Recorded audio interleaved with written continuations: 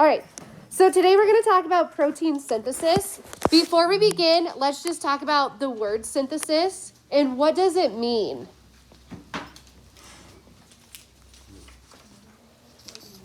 Good, make, okay. So when we talk about protein synthesis, we're just talking about making proteins. So we were talking about genes and DNA, and in the last time we did a lecture, we established that your DNA is the molecule that holds your genetic information. So here's a picture of DNA. So now the next question is how do we get from your DNA to like the actual physical structure, right? How do we get from a molecule to all the physical features of a chicken? There's a lot of them. Yeah, but how, right? I mean, how does this code for all of this?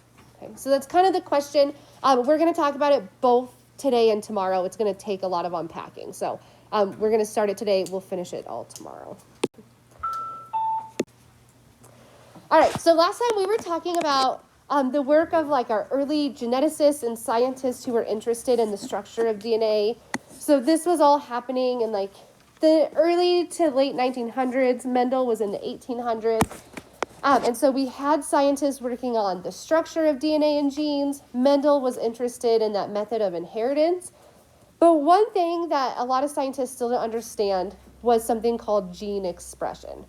And so gene expression is just the process of translating all of the information in DNA into functioning molecules within the cell. So going back to that previous picture, how do we take DNA and how does it actually turn into a real, live, living, breathing chicken?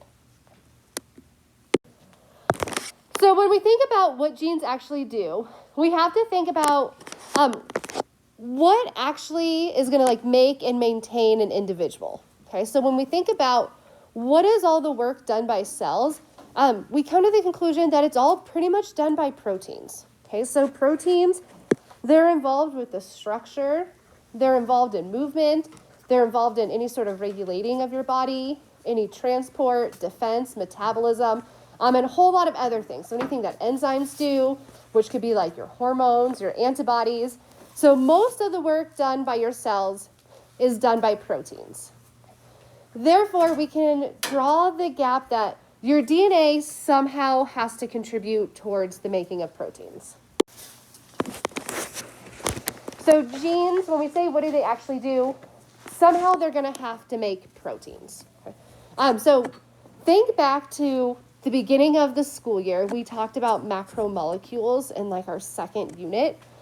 So proteins are one of those major macromolecules, and they're made up of hundreds or thousands of smaller units called amino acids.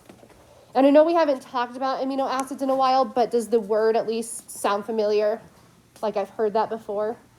So there are 20 different amino acids, and then those just combine in any order and in different quantities to make different proteins. Okay, so what you need to have different combinations of amino acids produce different proteins. I know that's in your notes. You might want to like star that line. That's a good line. So no, different combos of amino acids make different proteins. And then as these long chains of amino acids form, the protein is going to have to like physically fold into some sort of 3D shape. The way that fold is going to help give that protein a unique and specific function. So to summarize that, we say that the sequence of the amino acids determines the structure of the protein, and the structure of the protein determines the function. So again, it's like the sequence determines the structure. So sequence would be what amino acids are present and in what order. The structure is like what's the physical 3D shape, and then the structure is going to determine the function. So what's the purpose of that protein? Is it a hormone? Is it an antibody? Is it there for structure? So also have this line, star this line, underline it. Make sure you know sequence determines structure, structure determines function. So now I just want to give you some examples of proteins. I don't think you need to write anything down for this, but I just want to give you an example of like the wide range of abilities like proteins have in your body. So here's an example of an antibody, Antibodies are something we're probably all familiar with, right? They help fight off viruses and bacteria. Another example are just enzymes. So enzymes help speed up chemical reactions that happen within our cells. They can help make new molecules, and they help read genetic info that's stored in your DNA. A third example are just messenger proteins like hormones. So these can transmit signals to coordinate biological processes. So like here's your growth hormone. We have structural proteins, so these just help supply structure and support. They can help your body move. We have transport and storage proteins that do just that. They can help transport substances within your body, like from cell to cell, and they can help store things that your body might need. So that brings us to this problem. Where is DNA stored? And you can say that out loud. Where do you find DNA in your body? Good. We find it in the nucleus of your cells.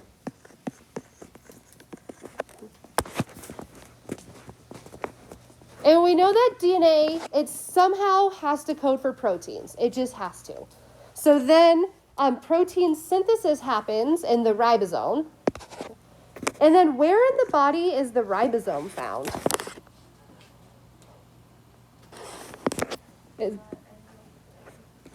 Okay, so it can be found on the endoplasmic reticulum. I'm going to put it there, or just by itself. Or maybe by itself. Itself. Is there two S's in itself? Itself. Itself. And they're both in the cytoplasm.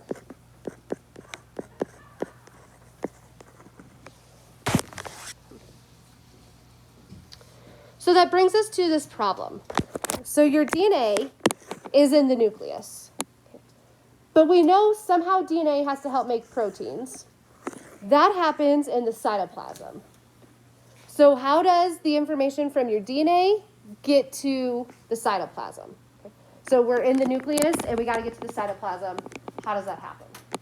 You see the dilemma? Okay, so the answer to that is there has to be some sort of messenger molecule. And it's got to carry the information found in your DNA either to the cytoplasm or the rough endoplasmic reticulum where proteins can be made. And so that messenger molecule is called messenger RNA or mRNA for short. Okay, and you'll see it written as mRNA just because it's short, right? So just know mRNA stands for messenger RNA. So then if you take a look at the picture over here on the right, here we have our DNA in the nucleus. So DNA is eventually going to get coded into mRNA. Tomorrow we'll talk more details of how do we get from DNA to mRNA. And then mRNA can be transported out of the nucleus into the cytoplasm where the ribosome is. And so then from the ribosome, it can get coded to help make proteins. So today we're just going to kind of talk about the big idea of how DNA is going to code for proteins. Tomorrow we're going to talk about like the nitty-gritty details of specifically how does DNA get coded into mRNA, mRNA to proteins. Okay. So this idea is called the central dogma of molecular biology. What is a dogma? Not a dog. Have you ever heard the word dogma before? Dogma. It's like a rule, but it is like a unchallenged rule that like we think is so true. Okay, so it's like an unchallenged rule. So Francis Crick, the same guy that helped contribute to the structure of DNA, he proposed that DNA is just this information storage molecule. And that the sequences of those bases in DNA, like the A, the G, the C, and the T, somehow those are going to code for the 20 amino acids. And so a particular stretch of DNA is called a gene. So up until this point, we've just called a gene just like a specific section of DNA. Well, it's actually a section that's gonna code for one whole protein. Okay, so make sure you like underline or you star that. So when we talk about genes, it's a specific section of DNA that codes for one protein.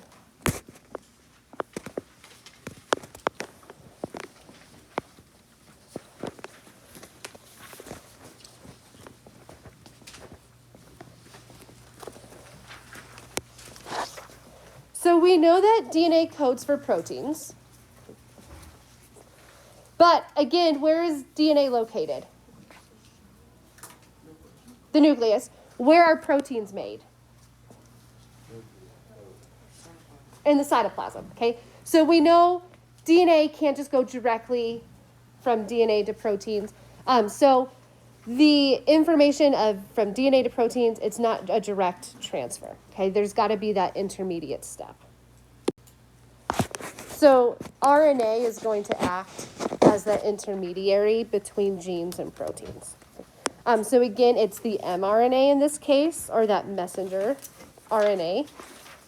So it's going to carry the information from DNA out to the ribosome.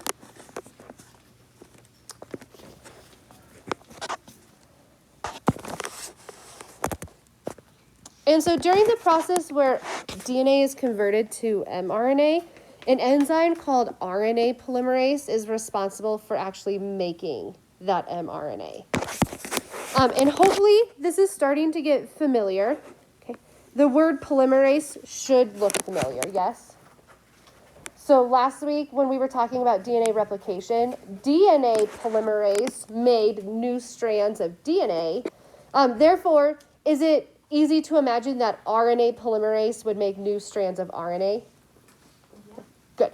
So every time you see the word polymerase, think it's making a new strand of some sort of nucleic acid. All right, so this brings us back to our central dogma, or like the huge idea for this unit. So in that big idea is DNA codes for RNA, which codes for proteins. Okay, highlight that, star it, underline it. Another way of writing this, my arrows just got shifted down when I switched to my screen sharing program. But to shorten it, you could just say like DNA gets coded to RNA, which gets coded to proteins. Okay.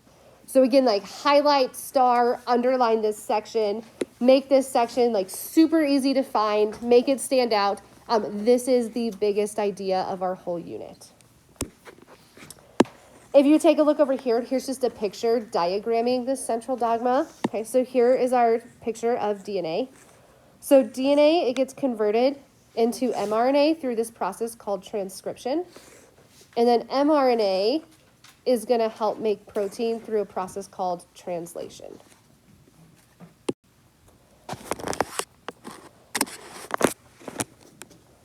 So DNA gets transcribed into mRNA by RNA polymerase. And all it is just copying those base pairs from DNA to RNA. Tomorrow, we'll practice this. We'll actually copy some strands of DNA into RNA. And so then after that mRNA is created, the next step is called translation.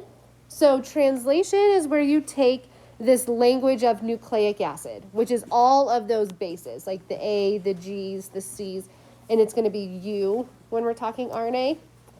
And we're going to convert it into language of proteins, which are going to be amino acids. So how do we convert like these adenines, guanines, cytosines, and uracils into amino acids? Tomorrow, we'll get there. We'll like actually convert them tomorrow.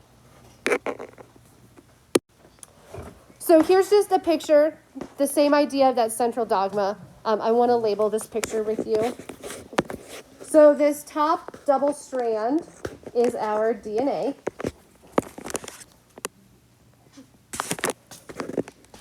The middle strand here is mRNA. And then the bottom, this squiggly line, is a protein.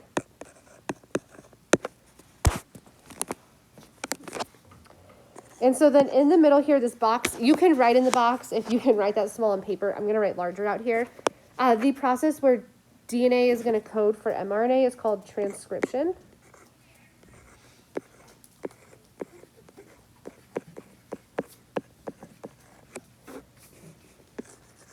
And then the process of taking the mRNA and helping code for proteins is called translation.